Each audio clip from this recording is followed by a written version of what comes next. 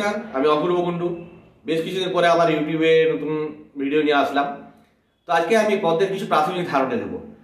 Tropical কি, hardy কি, hybrid কি, কী ধরনের পাত্রে পদ্ম ভালো হয়, পদ্মের জন্য কী ধরনের সার দরকার হয়, কী ধরনের মাটি দরকার হয়, এই বিষয়ে একটা ওভারঅল বা প্রাথমিক ধারণা দেবো। এরপর থেকে এই একটা বিষয়ে আমি স্বচ্ছ ধারণা দেওয়ার চেষ্টা করব। তবে আজকে আমি আপনাদের এই ট্রপিক্যাল, হার্ডি আর হাইব্রিড তিনটে ব্যাপারকে একটু বোঝানোর চেষ্টা করি। ট্রপিক্যাল কি? আমাদের মতো গ্রীষ্মপ্রধান অঞ্চলে যে পদ্মগুলো স্বাভাবিক অবস্থায় জন্মায় সেগুলোকে আমরা বলি ট্রপিক্যাল। পুকুরে যে দেখতে পান এগুলো কিন্তু ট্রপিক্যালের একটা ভ্যারাইটি। পদ্মের বিজ্ঞানসম্মত নীলাম্ব নুসিফেরা। তো এই ট্রপিক্যাল ভ্যারাইটি, যদি ট্রপিক্যাল বা নেটিভ লোটাস পাবলে পরিচিত, এই পদ্মরাও কিন্তু এরকম একটা ভ্যারাইটি। কিন্তু আমরা সাধারণত যে গাছগুলো লাগাই সেগুলো ট্রপিক্যাল বা হার্ডি বা এরকম একটা নির্দিষ্ট ভ্যারাইটি না, আমরা যেগুলো লাগাই বেশিরভাগ হচ্ছে হাইব্রিড ভ্যারাইটি। হাইব্রিড কি? হাইব্রিড হচ্ছে দুটো ভিন্ন প্রজাতির পদ্মের সংকরায়নের ফলে যে পদ্মগুলো সৃষ্টি করা হয়েছে সেগুলো হচ্ছে হাইব্রিড। হাইব্রিড কিভাবে করা হয় সেটা একটু পরে বলছি। তার আগে ট্রপিক্যাল একটা পদ্ম বুঝবেন কি করে যে কোনো একটা পদ্ম ট্রপিক্যাল ভ্যারাইটির।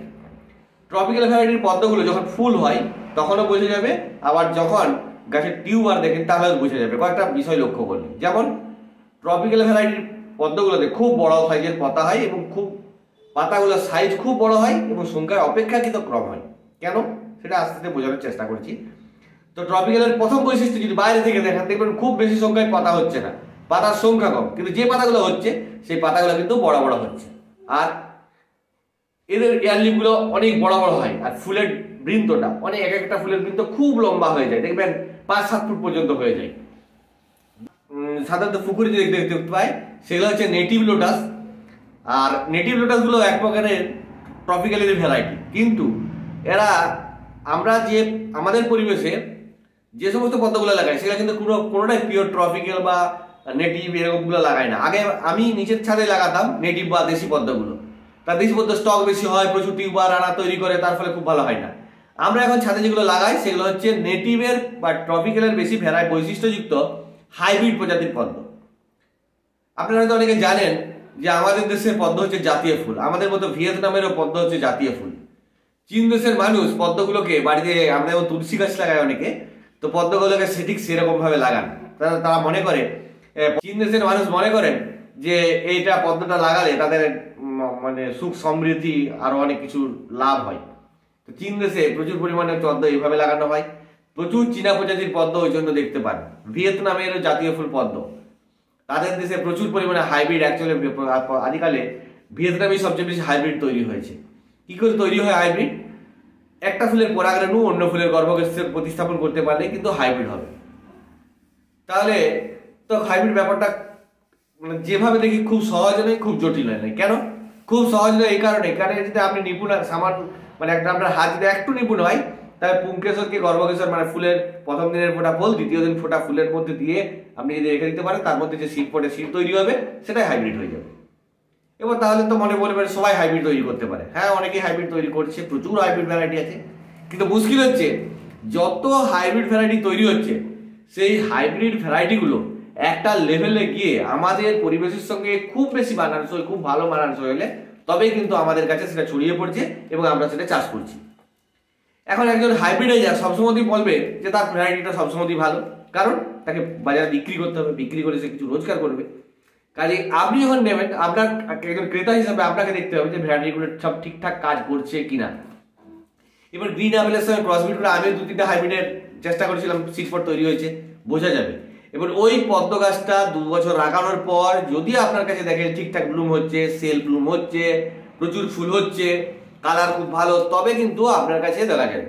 আর এই ভ্যারাইটির যে হাইব্রিডগুলো তৈরি হয়, যারা মানে জীববিজ্ঞানের ভাষায় বলা হয় F1 হাইব্রিড, মানে প্রথম অপত্যজনু সংকর প্রজাতি। যারা বংশগতি মেন্ডেলের সূত্র দেখেন তারা নিশ্চয়ই জানেন যে F1 হাইব্রিড। তো F1 হাইব্রিড থেকে কখন যে বদলে যাবে কেউ বলতে পারে না।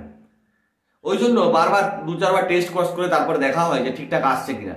F1 হাইব্রিড থেকে যে কোনো সময় বদলে যায়, মানে আপনি একটা গাছ লাগিয়েছেন সেটা বদলে যেতে পারে, কারণ চরিত্র সবসময় বলে যায়। এদের জিনের চরিত্রগত বৈশিষ্ট্য সবসময় বদলাতে থাকে। আর হাডিগুলো কি? হাডিগুলো হচ্ছে এই আমাদের মতো গ্রীষ্মপ্রধান অঞ্চল ছাড়াও এই তাপমাত্রা একটু কম হলেও কিছু কিছু জন্মায়, আর হার্ডি ভ্যারাইটির একটা সবচেয়ে বড় অসুবিধা হচ্ছে তাপমাত্রার বৈপরীত্যের জন্য হঠাৎ করে ডরমেন্সিতে বা ইন্টারমিডিয়েট ডরমেন্সি বা বিভিন্ন ডরমেন্সিতে চলে যায়, মানে টিউমার তৈরি করতে শুরু করে দিয়েছে, গাছের পাতা বেরোচ্ছে না। তবে ডরমেন্সিগুলো কাটানোর বা এড়িয়ে চলার কিছু উপায় আমি বলতে পারি, যেগুলো যদি এড়িয়ে চলেন তাহলে কিন্তু ডরমেন্সিটা মানে অনেকটাই রোধ করা সম্ভব, পুরোপুরি না হলেও অনেকটা রোধ করা সম্ভব। আমি চেষ্টা করেছিলাম, বেশ কিছুটা জায়গায় বিভিন্ন পেয়েছি, সেগুলো আপনাদের সঙ্গে শেয়ার করতে পারবো।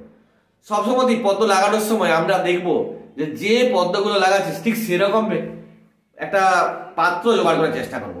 যদি যেমন স্মল কাল্টিভেটার যেগুলো লাগান, মানে ছোট প্রজাতির পদ্ম, যে ছোট ফুল হয় অপেক্ষাকৃত, ছোট টিউবার হয়, তাদেরকে যদি ছোট জায়গায় লাগান ভালো ফুল হবে। বড় জায়গায় লাগালে কিন্তু ফুল খুব ভালো হবে এরকম বলা যাবে না, কারণ সে শুধু ওই খেয়ে দিয়ে মোটা হবে এরকম ব্যাপারটা চারদিকে ছড়িয়ে পড়বে। কিন্তু ছোট জায়গায় গেলে খুব ভালো পারবে। লিয়াংলি ছোট জায়গায় লাগালে খুব ভালো ফুল পেতে পারে। অ্যাফেকশন 16 খুব ছোট জায়গায় খুব ভালো হবে, কিন্তু যখন বড় জায়গায় লাগাবেন তখন কিন্তু এরকম হবে। আবার কিছু প্রজাতির পদ্ম রয়েছে যা ছোট বড় সব জায়গাতেই ভালো ফুল দেয়। তো আমাদেরকে এই ভ্যারাইটিগুলো অনুসারেই পদ্মগুলো আমরা কিন্তু চয়েস করতে হবে। পরবর্তী ভিডিওগুলোতে আমি বলবো কোন ভ্যারাইটিগুলো বা কি দেখে আপনি পদ্মের গামলা দেওয়ার চেষ্টা করবেন। সাধারণভাবে আমরা বলি পদ্ম হচ্ছে জলে জন্মায়, অনেকেই বলেন জলে জন্মায় ফুল, কিন্তু পদ্ম জলে জন্মায় না, পদ্ম জন্মায় পাখি। আপনি যদি পাঁক ছাড়াও মানে জল ছাড়াও পদ্ম দেন, তাতেও পাকেও কিন্তু পদ্ম হয়। আমাদের বাঁকুড়ার দিকে যারা অনেকে এসছেন বা দেখেছেন, মাঠে পদ্ম চাষ হয়, উঁদা টোদা দেখবেন যে মাঠে পদ্ম চাষ। ইভেন আমার এক আত্মীয় বাড়িতে পদ্ম, প্রথম আমি তার কাছ থেকেই পদ্ম নিয়ে এসেছিলাম। জমির মধ্যে গোবর সার ছড়িয়ে দিয়েছে, যে জল দিয়ে কাদা করে, যে মানে চাষ দিয়ে কাদা করে দিয়েছে, তার মধ্যে পদ্ম কিছুগুলো পদ্মর আড়াল লাগিয়ে পদ্ম চাষ করে দিয়েছে। পদ্মগুলোকে সংরক্ষণ করে পদ্ম পড়বে। বাঁকুড়ার প্রচুর ওঁদা টোদার দিকে প্রচুর দেখবেন, এখন অপেক্ষাকৃত কমে গেছে, মানে প্রচুর পদ্ম গাছ চাষ হতো ওরা হাতে, কিছুই নেই, মাটিতেই মানে কাদা মাটিতেই পদ্মগুলো চাষ হতে হয়। এবং তাদের টিউবারটা অনেক গভীরে প্রবেশ করে। এই অনেক গভীরে প্রবেশ করে বলেই আমাদের ওই দেশীয় পদ্মগুলোকে বা মাঠে যে পদ্মগুলো মানে জলে যে পদ্মগুলো হয় সেগুলোকে নিয়ে এসে আমরা লাগাতে পারি না। আর আমরা যেগুলো লাগাই কি, আমরা যেগুলো লাগাই এগুলো প্রকৃতপক্ষে হচ্ছে হাইব্রিড প্রজাতির পদ্ম। হাইব্রিড মানে ওই সংকরায়নের ফলে সৃষ্টি হয়। ফলে এর মধ্যে ট্রপিক্যাল বৈশিষ্ট্য কার মধ্যে বেশি রয়েছে, আর কাজের মধ্যে নর্মাল বা হার্ডি ভ্যারাইটির বৈশিষ্ট্য। কিন্তু হার্ডি বলে স্পেসিফিক কোনো ওয়ে নেই। এবং আপনারা বলবেন যে পদ্ম তো একটাই বিজ্ঞানসম্মত নাম, তাহলে এত হয় না কেন? আসলে পদ্মে একটাই নেটিভ ভ্যারাইটি ছিল, এবার বিভিন্ন হাইব্রিড তৈরি করা হয়েছে। আর কোনো উইকি থাকলে এগুলো দেখতে পাবেন না যতক্ষণ না ওই হাইব্রিড প্রজাতির একটা জায়গায় গিয়ে বোটানিক্যাল নোমেনক্লেচার অনুসারে একটা জায়গায় নথিভুক্ত হচ্ছে, ততক্ষণ পর্যন্ত দেখতে পাবেন না। নিজের মতো নাম দিয়েছে, প্রচুর ওই জন্য ভ্যারাইটি পাবেন, প্রচুর দেখতে পাবেন। কাজে কেউ যদি মনে করেন যে কেউ বলছে খুব ভালো, আপনি কিনলেন দিয়ে দেখলেন আপনার কাছে ঠিক সেরকম ফুল হচ্ছে না, হচ্ছে না। কারণ প্রথমেই বললাম F1 অপত্যজনু, এবার F1 অপত্যজনুতে যে কোনো দিকে মোটিভ নিতে পারে। আবার পড়াশোনার বিষয় জীববিজ্ঞান বিজ্ঞান, তার কাজেই এই ব্যাপারগুলো আরো খুব ভালো করে চিনি। এবার অনেকেই বলবেন পদ্ম গাছ লাগানোর পরে অনেকের ফুল হয় না। পদ্ম গাছ লাগানোর পর সত্যিই অনেকের ফুল হয় না, কারণ পদ্ম গাছ লাগানোর সময় আপনাকে পরপর দেখতে হবে, স্টেপগুলোকে কিন্তু অবশ্যই ফলো করতে হবে। আপনি যদি স্টেপগুলোকে না ফলো করেন তাহলে কিন্তু পদ্ম গাছ এই লাগানো যাবে না, লাগালেও অনেক সময় ফুল পায় না। কিন্তু আপনি যদি পদ্ম গাছ লাগান হাইব্রিড লোটাস, যে কোনো হাইব্রিড লোটাসের সিড লাগান যদি, তাহলে মোটামুটি ধরে নিতে পারেন 60 থেকে 90 দিনের মধ্যে ফুল ফুটবেই। হাইব্রিড লোটাসের সিড, কিন্তু নর্মাল নেটিভ লোটাসের সিড বলছি না, হাইব্রিডের সিডগুলো। আর যদি আপনি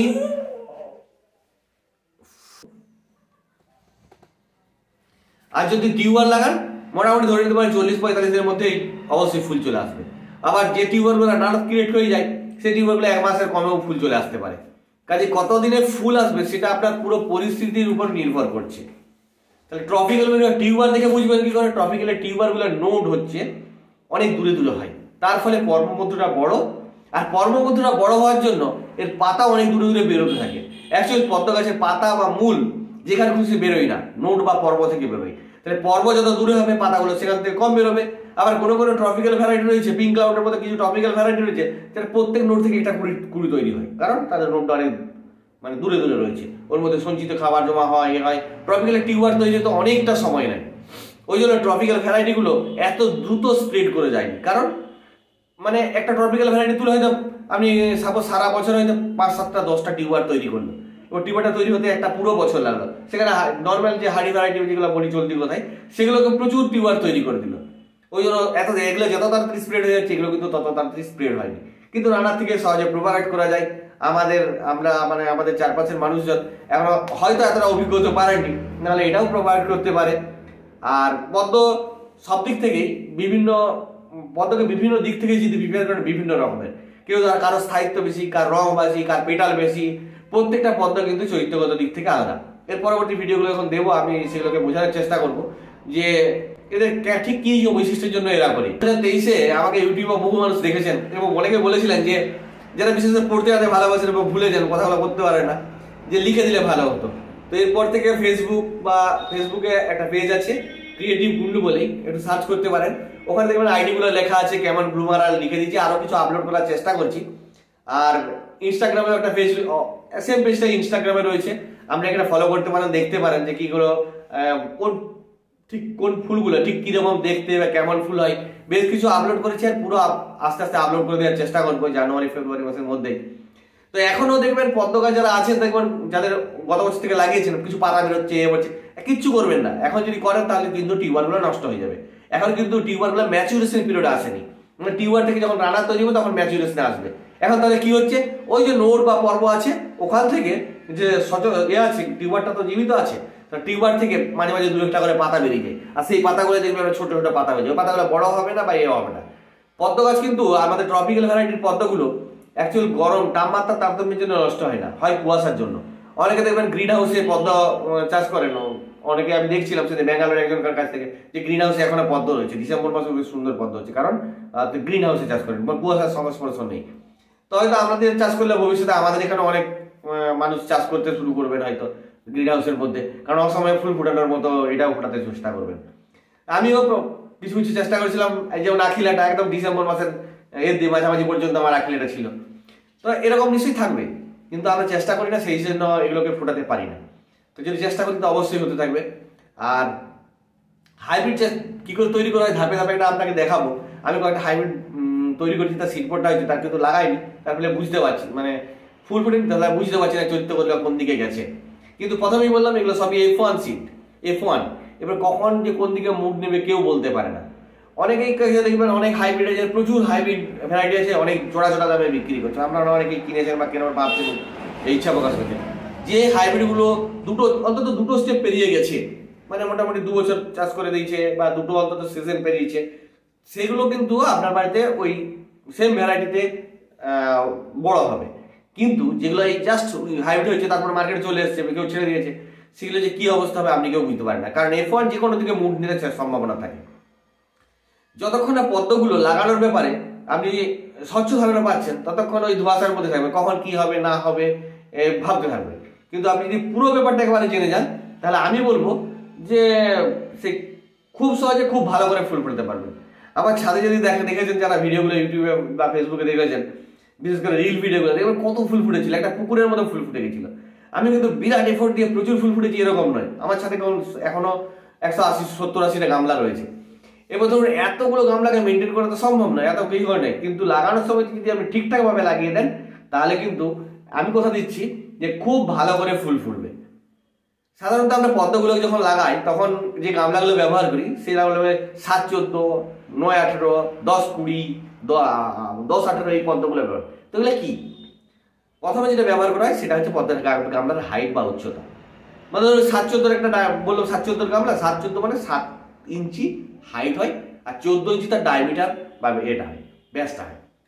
তো এখানে এরকম সেম জিনিস 10-20 মানে 10 ইঞ্চি হচ্ছে হাইট হবে আর 20 ইঞ্চি হচ্ছে ডায়ামিটার হবে। তো এইভাবে এটাকে নির্দেশ করা হয়। পরের ভিডিওগুলোতে আমি এই বিষয়ে বিস্তারিত দেওয়ার চেষ্টা করব। আর কোন মাটিগুলোই পদ্ম হবে, যারা মাটি জোগাড় করার কথা ভাবছেন তাদেরকে বলি যে কোনো মাটিতেই পদ্ম হবে, কিন্তু পদ্ম গাছের মাটিতে বালির পরিমাণ বেশি থাকলে রানারগুলো নষ্ট হওয়ার সম্ভাবনা থাকে। আপনাকে খুব সহজে বলতে গেলে, বুঝতে গেলে আমি খুব একটা সহজ উপায় দিচ্ছি। মাটিটাকে একদম শুকিয়ে নেবেন, শুকিয়ে নিয়ে গুঁড়ো করতে শুরু করবেন। যদি দেখে বালির মতো গুঁড়ো ঝুরঝুরে গুঁড়ো হয়ে যাচ্ছে তাহলে কিন্তু ওই মাটিটা না লাগানোই ভালো। আর যে মাটিটা একটু অন্তত টাইট আছে, মানে মাটি গুঁড়ো হওয়ার পর একদম ঝুরঝুরে বালির মতো হচ্ছে না, খুব চাপ দিলে বা ঘা দিলে তারপর হচ্ছে, সেগুলো হচ্ছে মোটামুটি কাদার ভাগ বেশি আছে, সেই মাটিতে নিশ্চিন্ত মনে লাগাতে পারেন, নিশ্চিন্ত মনে মানে নেন।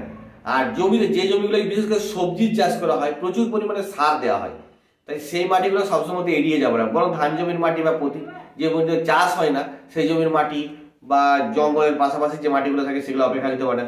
ইভেন কারো বাড়িতে যে ভিত খোঁড়া হয় মানে বাড়ি করার জন্য, সেই বাড়িটা আপনি কালেক্ট করে নিতে পারেন, কারণ ওর মধ্যে জৈব পদার্থ থাকে না বললেই চলে। কারণ জৈব পদার্থ থাকলেই শ্যাওলা হবে। এই জৈব পদার্থ থাকলে যে একদমই হবে না সেটাও নয়, এরও কিছু পদ্ধতি আছে, আমি আপনার পরপর বলে দেবো, যেগুলো আপনি ফলো করতে পারলে অবশ্যই ভালো পদ্ম হবে। এবং আমি প্রথমে এঁটেল মাটি, তারপর বালি মাটি, দোআঁশ মাটি, সিন্ডার, কোকোপিট, তারপর হচ্ছে শুধু বালি, সবগুলোকে অ্যাপ্লাই করে দেখছিলাম যে কি ঘটনা ঘটতে থাকে। তো আমি কিছু কিছু জিনিস পেয়েছি, আর মাটিটা যে কেন গুরুত্বপূর্ণ, কেন ডায়েট থাকা দরকার, সেগুলো আমি আস্তে আস্তে বোঝানোর চেষ্টা করবো। পুরো ব্যাপারটা বোঝালে আপনি সহজেই বুঝতে পারবেন।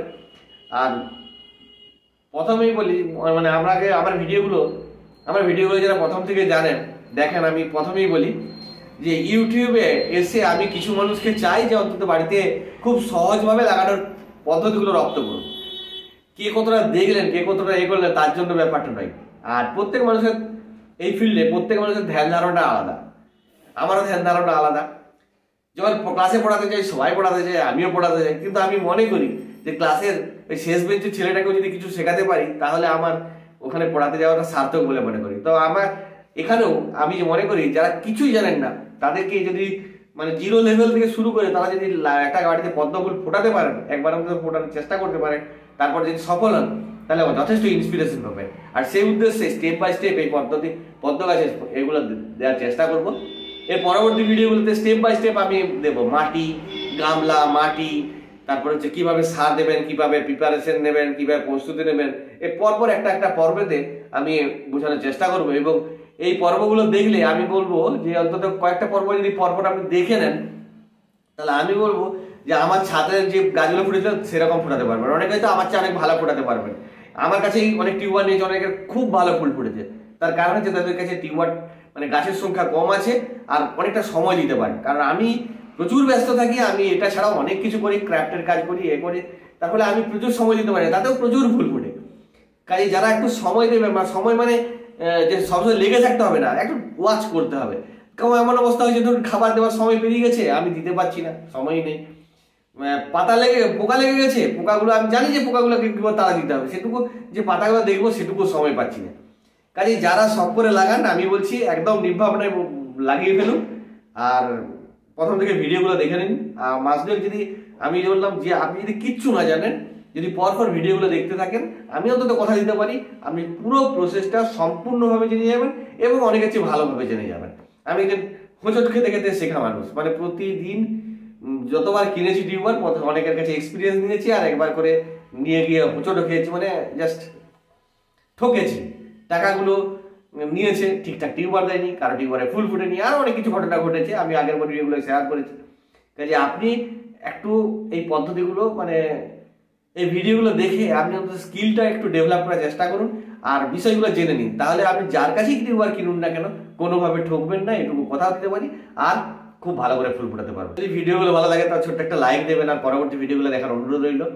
নমস্কার, ভালো থাকবেন।